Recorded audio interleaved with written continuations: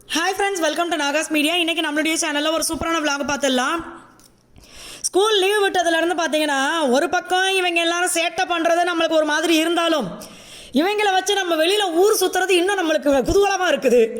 ஏன்னா தம்பி பாப்பா பார்த்தீங்கன்னா லீவ் விட்டதுலேருந்து ஒவ்வொன்றா தேடுறாங்க, அடுத்து எந்த இடத்த கூப்பிட்டு போகலாம் இவங்களன்னு சொல்லி.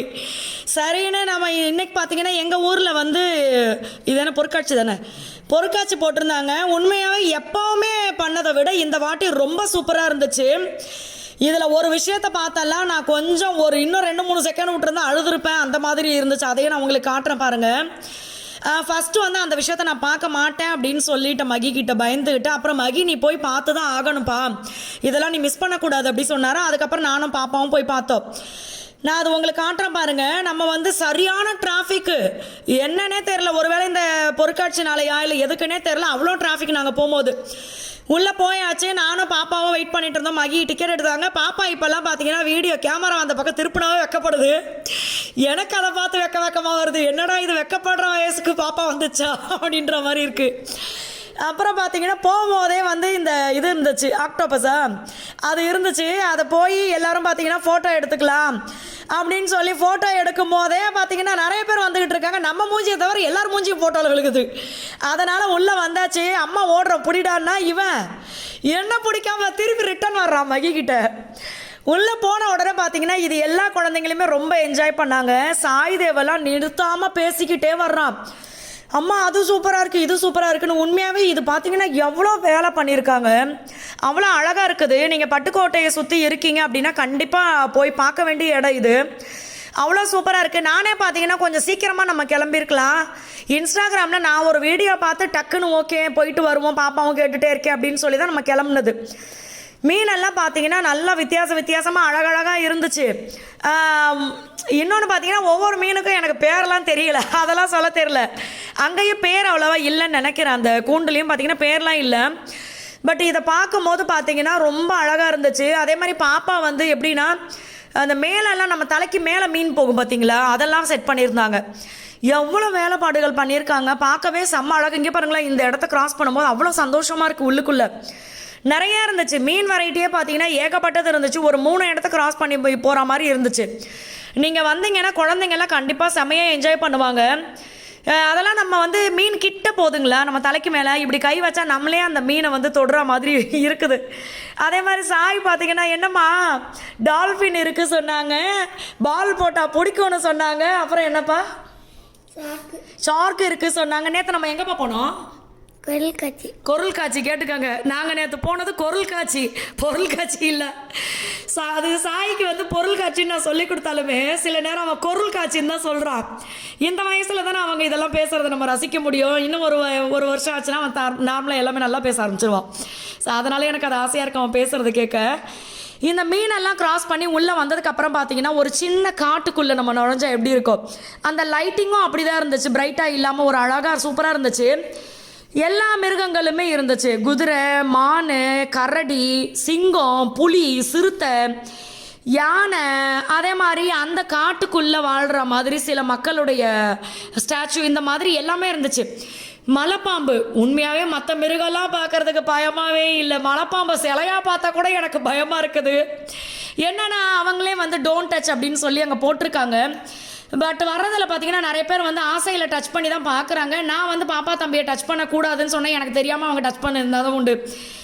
ஏன்னா எனக்கு பயமாக இருக்குது. அவங்க இவ்வளோ வேலைப்பாடு செஞ்சு நம்ம தொடர நேரம் ஒரு பழமொழி சொல்லுவாங்க பாருங்க, கிளவி தொட செவுறு இடிஞ்ச கதைன்ற மாதிரி நம்ம பாட்டுக்க தொட்டு எதனா ஆகி போச்சுன்னா என்ன பண்ணுறதுன்னு எனக்கு பயம். அதனால் பார்த்தீங்கன்னா தொடாதீங்கன்னு சொல்லிக்கிட்டே இருந்தேன். கங்காரு பார்த்தீங்களா, வயிற்றில் ஒரு குட்டியோட செம அழகாக இருந்துச்சு. அந்த இடத்துலையே பார்த்தீங்கன்னா ஒரு ரவுண்டாக ஒரு இது வச்சுருக்காங்க. அது மேலே நம்ம நின்னோம்னா இந்த செலிப்ரிட்டியெல்லாம் இப்படி சுற்றி வளைச்சி கேமராவில் ஃபோட்டோ எடுக்குமே, அது மாதிரி செல்லை செட் பண்ணியிருக்காங்க. மொபைல் ஃபோன்லேயே அழகாக பண்ணி கொடுக்குறாங்க. பட் நாங்கள் அதெல்லாம் ஏறலை. நம்ம வந்து கடந்த 8 வருஷமாக வீடியோ எடுத்து அழுத்து போடாது தானே. அதுக்கு முன்னாடியே சினிஃபீல்டு இதெல்லாம் வந்து நம்மளுக்கு, அதனால் இதெல்லாம் நம்மளுக்கு அந்த ஃபோட்டோ எடுக்கிறது இதெல்லாம் எங்களுக்கு பெருசாக ஆர்வமாக இல்லை, பார்க்குறது மட்டும் ஆசையாக இருந்துச்சு. அடுத்து இது பார்த்தீங்கன்னா ரொம்ப சூப்பராக இருந்துச்சு. அந்த நம்ம குட்டி ஒரு ஃபேமிலியாக அப்படியே அழகாக இருந்தாங்க. அதை நம்ம கிராஸ் பண்ணி அப்படியே நம்ம உள்ளே வந்தோன்னா அடுத்து என்ன பார்த்தோம் சாய்? ஐக்கியம் உள்ளே போன உடனே குழந்தைங்க வந்து இதுலேயே இதுவாகிடுவாங்க. போனவொன்னே ஐஸ்கிரீம் தான் ஃபஸ்ட்டு. அடுத்து பார்த்தீங்கன்னா கம்மல், வளையல், இது எல்லாமே. இன்னொன்று பார்த்தீங்கன்னா நார்மல் டேஸில் வந்து 5:30 to 9:30, சனிக்கிழமை ஞாயிற்றுக்கிழமை மட்டும் பார்த்தீங்கன்னா 4:30 to 9:30 இது வந்து டைமிங்கு. அந்த நேரத்தில் நம்ம போனோன்னா நல்லா என்ஜாய் பண்ணலாம். இப்போ இந்த மாதிரி பொருளெல்லாம் நீங்கள் ஆசைப்பட்டு வாங்குவீங்க அப்படின்னா கொஞ்சம் நீங்கள் சீக்கிரமாக போயிடுங்க. நாங்கள் போனதே பார்த்தீங்கன்னா 7-7:15 தான் உள்ளே நுழைஞ்சிருப்போம். அதனால் மகி என்ன சொன்னாங்கன்னா, நம்ம ஃபஸ்ட்டு உள்ளே போயிட்டு எல்லாத்துலேயும் என்ஜாய் பண்ணிவிட்டு திருப்பி உன்னைய நான் கூட்டிகிட்டு வர்றேன்ப்பா இங்கே பொருள் வாங்குறதுக்குன்னு சொன்னார். ஆனால் பார்த்தீங்கன்னா திருப்பி பொருள் வாங்க வர்றதுக்கு நாங்கள் இங்கே வந்துட்டு எதனா எடுக்கலாமான்னு பார்த்துட்டு அந்த பாதையிலே போயிடலான்னு பார்த்தோம் பாருங்கள். வந்த பாதையிலேயே மூடிட்டாங்கன்ட்டாங்க. எல்லாரும் திருப்பி ஃபஸ்ட்லேருந்து இந்த பக்கமாக ரிவர்ஸில் வர ஆரம்பிச்சிட்டோம். ஸோ அதனால் கரெக்டான டைமிங்க்கு உள்ளே போயிட்டீங்கன்னா அங்கே இருக்கிற பொருளெல்லாம் பார்த்து நீங்கள் ஜாலியாக வாங்கிக்கிட்டு அழகாக உள்ளே போய் என்ஜாய் பண்ணிட்டு வீட்டுக்கு போகலாம். நிறைய ராட்டினம் பார்த்தீங்கன்னா அங்கே பாருங்கள். இந்த ராட்டினத்தை பார்த்து நான் பயந்துட்டேன், எதுலேயுமே ஏற மாட்டேன்னு நான் சொல்லிட்டேன். அப்புறம் எதுக்குடா நீ உள்ளே போனால் நீங்கள் கேட்கலாம். இதுக்கு தான் மெயினாக பார்த்தீங்கன்னா இந்த கிணறுன்னு சொல்கிறாங்கல்ல, இது வந்து நான் வரலன்னு சொல்லிட்டேன் மகிக்கிட்ட. ஏன்னா இதெல்லாம் வந்து நம்ம டிவியில் பார்த்துருக்கோம் அப்படின்னு சொல்லி தான் நான் மகிக்கிட்ட வரலன்னு சொன்னேன். இன்னொன்று வந்து மேலே அவங்க இப்படி ஓட்டிகிட்டு வரும்போது பார்த்தீங்கன்னா ஒரு பயமாக இருக்கும். நிறைய காரணங்கள் இருந்துச்சு நேற்று எனக்கு. நான் அதனால் வந்து வேண்டாம் நான் வரலப்பா அப்படின்னு சொல்லிட்டேன். தம்பியும் இவர் மகியும் மட்டும் அவங்க மாடிக்கு போயிட்டாங்க. நானும் பாப்பாவை கீழே நின்றுட்டு இருந்தோம். இவர் என்கிட்ட வந்து கீழே வந்து தான் சொல்கிறாரு, அபி அபி அபின்னு நான் உன்னை எவ்வளோ நேரமாக கூப்பிட்றேன், நீ எங்கன்னா திரும்பி பார்க்குறியா அப்படின்னு சொல்லிட்டு. எனக்கு பார்த்தீங்கன்னா ஒரு விஷயத்தை வந்து நான் பார்க்குறது என்ஜாய் பண்ணுறது எல்லாமே மகி கூட தான் பார்க்கணும் என்ஜாய் பண்ணணும்னு நினைப்பேன். அது வந்து நான் கொஞ்சம் பயப்படாமல் இருப்பேன் அந்த நேரத்தில். பிள்ளைங்க கூட போனோம்னா நம்ம பிள்ளைங்களை பார்க்குறதா இல்லை நம்ம அதை பார்க்குறதான்னு ஒரு பீதி ஆகிடும் எனக்கு. அதனால் ஆனால் இது வந்து மகி பார்க்கும்போது எடுத்த வீடியோ உண்மையாகவே. அடுத்து பார்த்தீங்கன்னா நான் உள்ளே பார்க்க போனேன். நம்புறீங்களா நம்பலையோ, ஃபஸ்ட்டு ஒரு அண்ணன் வண்டி ஓட்ட ஆரம்பித்தார். அந்த அண்ணன் ஓட்ட ஆரம்பித்த உடனே எனக்கு கண்ணு வந்து அப்படியே கொஞ்சம் விட்டுருந்தா எனக்கு அழுதுருப்பேன் நான் ரொம்ப. எனக்கு அந்த அளவுக்கு அழுக வந்துச்சு. ஏன் அப்படின்னா நம்மளாம் நிறைய பேர் நம்ம நினைக்கிறோம் கடவுள் நம்மளுக்கு ஒரு விஷயத்தை கொடுத்தா கூட அதுவே நம்ம கஷ்டம் அப்படின்னு நினச்சிக்கிறோம். நிறைய பேர் வாயில் பார்த்தீங்கன்னா ரொம்ப கஷ்டப்பட்டு இதை பண்ணேன், ரொம்ப கஷ்டப்பட்டு இதை செஞ்சேன், இது வாங்கினேன் அப்படி தான் நம்ம சொல்கிறோம். இவங்களுடைய ஒர்க்கை நீங்கள் பாருங்கள். இதுக்கு அவங்க எவ்வளோ முயற்சி பண்ணியிருப்பாங்க, எவ்வளோ ப்ராக்டிஸ் பண்ணியிருப்பாங்க. அவங்க பாருங்களேன், இந்த அண்ணன் இந்த நின்றுட்டு ஓட்டுறாரு பாருங்க. இவங்க வந்து கொஞ்சம் ஏஜ்டான அண்ணா தான். அவங்க காரும் அவர் தான் ஓட்டுனார். பெரிய ஆச்சரியம், கையை விட்டுட்டு ஓட்டுறாரு. அதுக்கப்புறமா பார்த்தீங்கன்னா காலை தூக்கி இன்னொரு பக்கமாக போட்டு, நம்ம லேடிஸ்லாம் புடவை கட்டினா உட்காருவோம் பாருங்கள் வண்டியில், அந்த மாதிரி காலை தூக்கி போட்டு உட்காடுறாங்க. ஒரு கால் மேலே ஒரு காலை போட்டுட்டு உட்காந்து ஓட்டுறாங்க. உண்மையாகவே இதெல்லாம் பார்க்கும்போது பார்த்தீங்கன்னா ஃபஸ்ட்டு என்னோட வேண்டுதலே வந்து கடவுளே அவங்க இந்த தொழில் அவங்க ஊர் ஊராக போய் நிறைய இடத்துல பண்ணுறாங்க, அவங்க நல்லா இருக்கணும் அப்படின்னு தான் நான் உண்மையாகவே வேண்டிக்கிட்டேன். அவங்களுக்கு நல்ல ஆரோக்கியத்தை கொடுக்கணும்னு. ஏன்னா இவங்களுக்காக அவங்களுடைய பிள்ளைங்க ஒய்ஃபு எல்லாருமே பார்த்தீங்கன்னா வீட்டில் வெயிட் பண்ணிகிட்டு இருக்காங்க. ஸோ இந்த மாதிரி நிறைய விஷயம் இருக்குது. அதே மாதிரி அங்கே வந்த சில ஃப்ரெண்ட்ஸ் எல்லாம் பார்த்தீங்கன்னா ஓட்டும் போதே அந்த அண்ணாக்கிட்ட காசு கொடுத்தாங்க. எனக்கு வந்து அந்த நேரத்தில் கொடுக்கக்கூடாது, அவங்களே கையை விட்டு ஓட்டிக்கிட்டு இருக்காங்க, பயமாக இருக்கேன்னு சொல்லிட்டு நான் கீழே வந்ததுக்கப்புறமா அங்கே வண்டியில் 3 அண்ணா ஓட்டினாங்க. 3 அண்ணா கையிலையும் நான் காசு கொடுத்துட்டு வந்தேன். என்னால் முடிஞ்சதை நான் கொடுத்துட்டு வந்தேன். இது மாதிரி அங்கே நான் பார்த்தீங்கன்னா ஒரு சில ஃப்ரெண்ட்ஸ் அதை பண்ணாங்க. கண்டிப்பாக நீங்களும் இந்த மாதிரி இடத்துக்கு நீங்கள் போகிறீங்கன்னா கண்டிப்பாக இந்த மாதிரி விஷயத்தெல்லாம் நீங்கள் பார்க்காம வராதிங்க. கண்டிப்பாக உள்ளே போய் பாருங்கள். அவங்கக்கிட்டேருந்து நம்ம நிறைய கற்றுக்கிறதே இருக்குது. கண்டிப்பாக இந்த வண்டி ஓட்டுறதான்னு நீங்கள் கேட்பீங்க. கண்டிப்பாக அவங்களுடைய முயற்சி, அவங்க எவ்வளோ ப்ராக்டிஸ் பண்ணியிருப்பாங்க, இந்த மாதிரி விஷயங்கள்லாம் நிறைய இருக்குது. அதெல்லாம் நம்ம கண்டிப்பாக கற்றுக்கணும் உண்மையாகவே. அதே மாதிரி நம்மளுக்கு கிடைச்சது கடவுள் நம்மளை நல்லா வச்சுருக்காரு அப்படின்ற திருப்தியை நம்ம அடைஞ்சிக்கணும் உண்மையாகவே. அடுத்தது பார்த்தீங்கன்னா அப்படி உள்ளே வரும்போது வந்து இந்த இது பேர் என்ன மகி, இது 3D மூவி ஏன்னா ஏதோ சொல்லி விஆர் தானே விஆர் மூவி. இது பார்த்தீங்கன்னா இது சாய்க்கு வந்து அதை தலையில் நிற்கலையா இல்லை அவன் அதை வந்து இப்படி ஆட்டி அதை கலட்டி விட்றானே எனக்கு புரியல. ஒரு நேரம் பார்த்தீங்கன்னா தெரியுது சூப்பராக இருக்குது அப்படிங்கிறான். ஒரு நேரம் பார்த்தீங்கன்னா என்னப்பா நீங்கள் தெரியுறீங்க அப்படிங்கிறான்.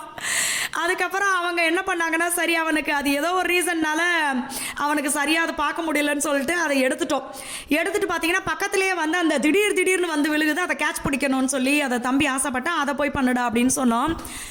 அடுத்தது பார்த்தீங்கன்னா காருண்யா, நான் இந்த மாதிரி நாங்கள் எல்லாருமே என்ஜாய் பண்ணோம். நேற்று நான் ஒரு விஷயத்த நினச்சேன். என்னென்னு பார்த்தீங்கன்னா கல்யாணம் ஆன புதுசில் வந்து இது வந்து நிறைய பேருக்கு இது யூஸ்ஃபுல்லாக இருக்கும் உண்மையாகவே. நான் அதனால தான் இதை சொல்கிறேன்.